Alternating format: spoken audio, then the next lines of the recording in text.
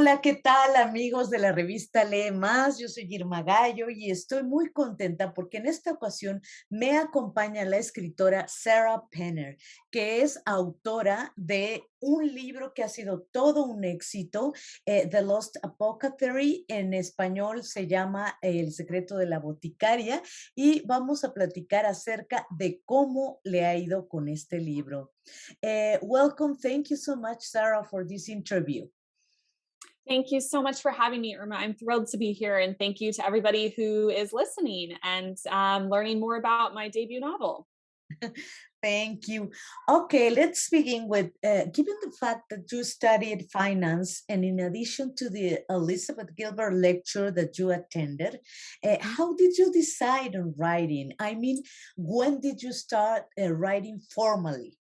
Yes, so I have always loved writing since I was a child, and that started with poetry and journaling and writing in my diary. And then, as you said, I went to university to study finance, and I worked in finance for 13 years. But oftentimes, I found myself creatively unfulfilled. So I would go home after a long day of looking at numbers and talking in meetings. And I would just wish that I had more opportunity to exercise my creativity. So I decided I went to that Elizabeth Gilbert lecture. She was on tour for Big Magic, which is a book for creative people. And she just asked us a lot of questions about pursuing our dreams and asking ourselves what we want to do that we haven't done yet in our lives. And I decided to enroll in an online writing class, and it was a fiction class about 12 weeks long. And every week we had the opportunity to write a short piece of fiction and then share it with our instructor and our classmates. And I loved that process and decided to start writing more seriously. And a couple of years later was when I decided to try my hand at a novel length work of fiction. I've heard this is not your first novel. You wrote another novel that was rejected from Mhm, several agents and publishing houses. So mhm. tell me about this first novel and how did the Lost Apothecary was created then?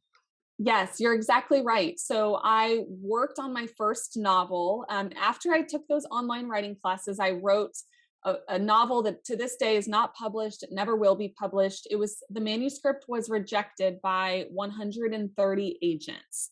So the message for that book and that story was just a big no. And I asked some of the agents who rejected the manuscript, what is the reason? What is wrong with the story? And they all said that the problem was not the writing, the problem was the premise.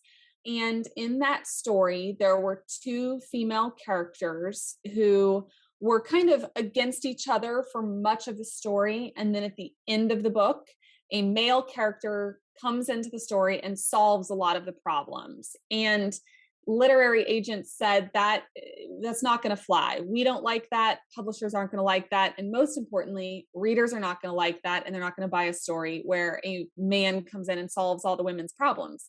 So, with my second book, which is The Lost Apothecary, I went to the drawing board and I said, okay, I need my female characters to be strong. They need to take control of their own destinies and their own fates, and I cannot have a man solving all of the problems. So in The Lost Apothecary, my characters went completely the opposite side of things with my first book, and they decided the women in my story now, of course, as we all know, they poison men to get rid of the men in their lives that they want to seek vengeance on. So I mentioned that first manuscript was rejected by 130 agents.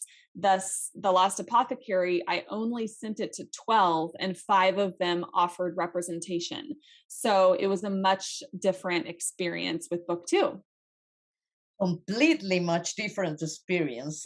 You talked Yes. about the woman in the Lost Apothecary, Mhm. and Caroline, the protagonist, is a historian who has Mhm. left everything for marriage. Do you think that the fact that many women give up what they are in essence for the idea of a happy family has to do with our sentimental education?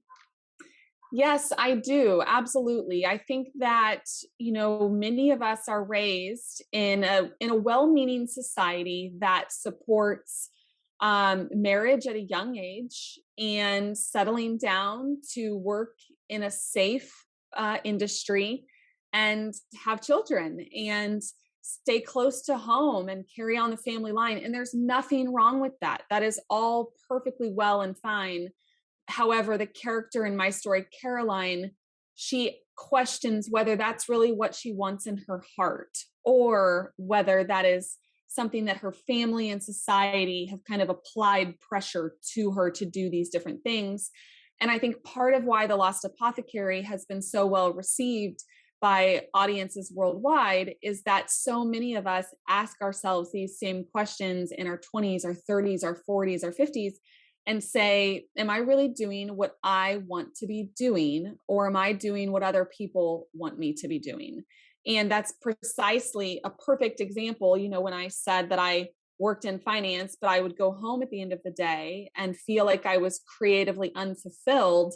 It's a very similar parallel to what Caroline goes through on her side of things. She is also asking herself, why do I feel this little hole in my heart? And what can I do to fill it and be happier? And this happens because James has lied to her.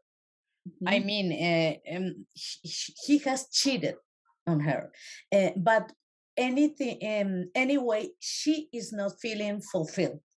Anyways, no. That's right. So her husband has betrayed her. And something interesting in the story is that the story, The Lost Apothecary has two timelines. One timeline is present day, which we've been discussing, and the other timeline is 1791. So more than 200 years ago.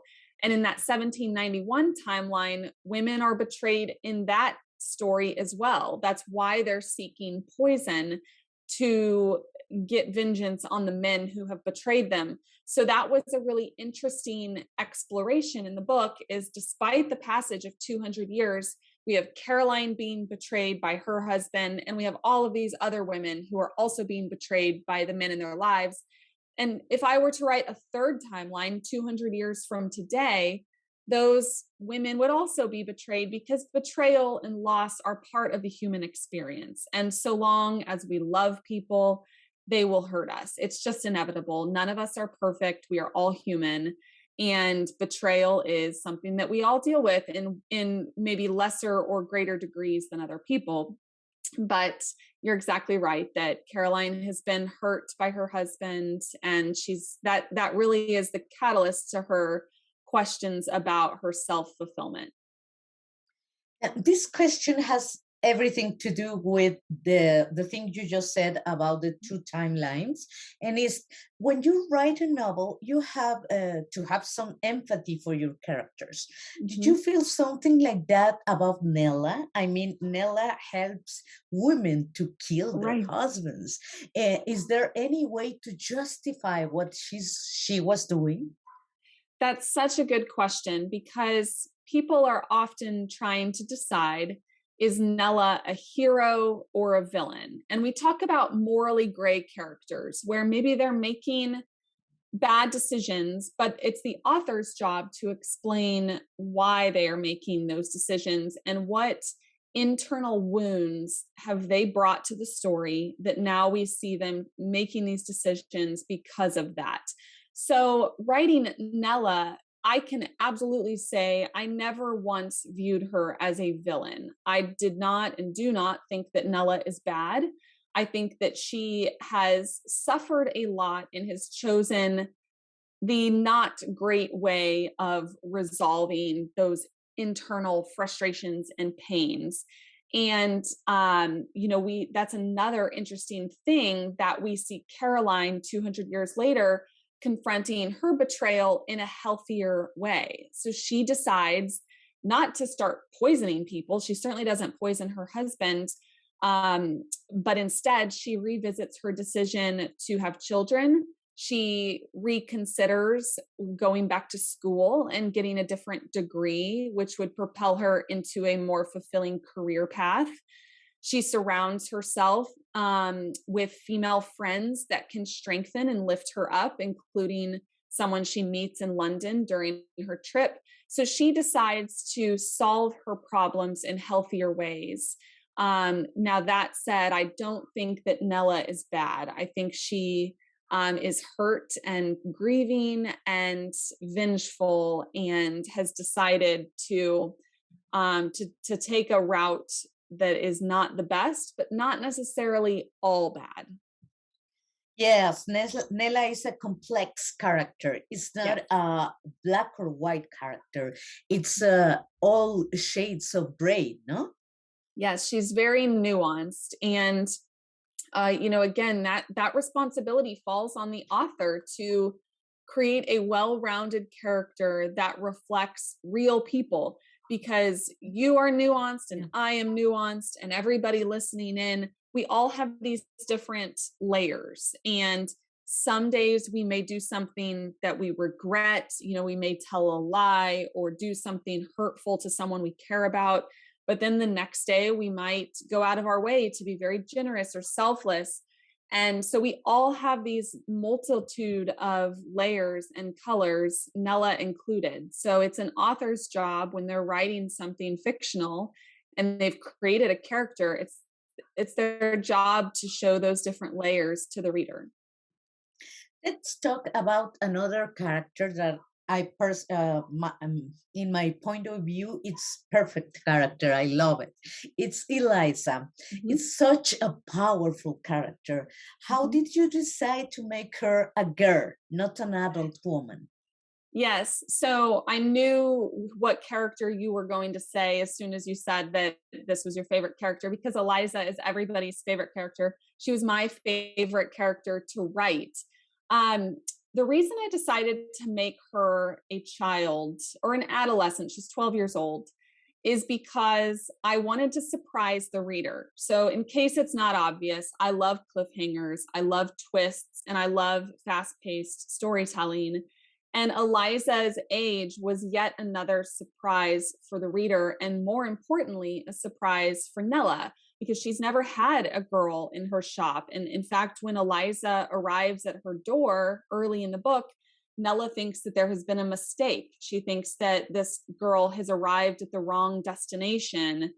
And it presents a very interesting question for the reader early in the book to say, wait a minute, what has happened to this girl that she all of a sudden wants poison? So it's an immediate opening for me as the author to engage the reader and start asking questions, which hopefully leads them to turning the pages and reading and enjoying the story. Yes, and you got it. I love Eliza as much as anybody else. In the note that you include at the end of the Lost Apothecary, you explain why you set the story at the end of the 18th century in London. Could you tell us more about the historical research you did for the novel? Yes, absolutely. Having a background in finance, I had no prior knowledge of poison, alternative medicine. I did have some prior knowledge of 18th century London, because that first manuscript that I mentioned that was rejected by all of those agents, that also took place in the same era. So I knew from my bookshelves are full of research books, and I knew what people ate, how they got around town, what they did in their free time, what sort of occupations people had. So I had all of that prior information, but my primary area of research was to ask myself, what did an apothecary do every day? What was a day in the life of someone who was a healer in 1791? And then my second area of research was about poison. So, there's a lot of pharmacology and science and health that goes into this book in terms of how do poisons impact the human body, how can they be identified or not. and what sort of plants and other toxic things exist in our world. So a lot of my research was, I have lots of books on toxic plants. I also did not want to write a book with just arsenic. So if you ask people, what poison are you most familiar with? Everybody says arsenic. And I purposely did not want that. I wanted poisons that nobody has ever heard of. And a perfect one is the cantharides beetle. I don't believe it's on the cover of the book in Mexico, but this is the US cover, and this little green beetle, that's the cantharides beetle. And it has a toxin in it that if you get enough of that toxin in your body, it will kill you. And so I wanted to introduce the reader to really interesting things like that. So online, there are countless documents, and we call them pharmacopoeias. That's a Latin word for a historical encyclopedia of remedies or drugs. And all of these toxins and poisons and remedies, also medicines, are listed in these pharmacopoeias. And many of them are several hundred years old, but have been digitized online. So I referenced a lot of those as well. It was a very interesting research, and we, as readers, can notice that when we're reading The Lost Apothecary. And how much of a historian has remained in you after writing this novel? So, it's interesting that you ask that, because in school, I did not like history. Very much like Caroline in the book, I don't like textbook history. I'm not interested in politicians and wars and battles, but I am interested in the real experiences of average people in history. So I actually started to enjoy history through the lens of historical fiction. So some of my favorite authors are Ken Follett. He's been published all over the world, of course. Philippa Gregory, Elizabeth Kostova, Fiona Davis. They all write beautiful historical fiction. And that is, yes, they are stories that are not real. They're not true necessarily, but it's much more accessible for me because historical fiction presents problems and crises that the characters face. And so that makes it a more interesting path in. So I am very much like Caroline in that way, in that I'm interested in the history of literature and scandal and drama, as opposed necessarily to, when a certain law was made and what politician was behind it. So I'm a big fan of historical fiction, and it's one of my favorite genres. And talking about your favorite authors, how do you think, or why do you think the Lost Apothecary has been such a success internationally? Why do you think is that? Yes. So The Lost Apothecary has been a bestseller in Spain, Belgium, Canada, and Sweden. It's set to be translated into more than 40 languages. And of course, I've been thrilled so far with the reception in Mexico and South America. So that's been wonderful. And what my publisher has told me is that globally, readers love this idea of a healer. And also, an apothecary is kind of witchy, and everybody likes this idea of magic, that it may be magic, maybe not. That's, we call that magical realism in the book world. And people like reading these books about healers and people who are brewing these tinctures and these special blends. And then the reader kind of gets to decide, is that magic or is that real life? So the Lost Apothecary incorporates all of that. And I think it makes for the opportunity to really just lose yourself in the story. And the book came out in the middle of the pandemic. Everybody was relying on fiction and books and TV, anything that could pull their mind away from the real world. And the Lost Apothecary accomplished that. So I think that helped contribute to its success. And how this success affected your life? I Mm. mean, suddenly you are well known all over the world. You have I don't know how many followers in your Mhm. social media. How this changed your life? Yes, well, probably the biggest way that it changed my life is after 13 years in finance, I was able to leave my day job. So I turned in my resignation letter the same week that The Lost Apothecary was published. And now I'm a full time writer, and that is an absolute dream come true. Over the last year, I've been working on my second book, which comes out in April of 2023, and it has been just a vast change to my routine and my schedule. So I used to have to go into the office from 8 to 5 every day, and I don't have to do that anymore. Um, of course, yes, many more people now know my name than they did a year and a half ago, which is humbling. However, I am a very grounded person. I have never aspired to be known by a lot of people. For me, I just want to work hard and have fun. And so I've been very happy that this new life schedule that I have has allowed me to do that. And I just want to keep writing. And I love hearing from readers. Every single day, I get emails from readers who have been touched by this book. And that is probably the most rewarding part of the whole thing.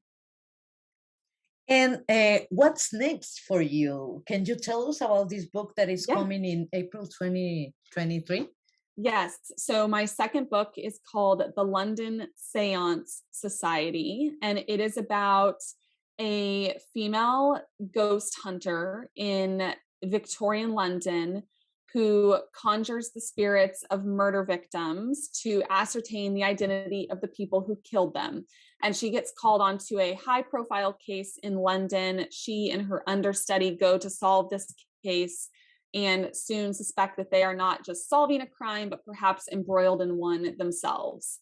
So that's the next story. I can't wait for readers to dive into this creepy atmospheric world of ghosts and haunted chateaus and dark Victorian London. And I think it will be a really wonderful follow up to The Lost Apothecary.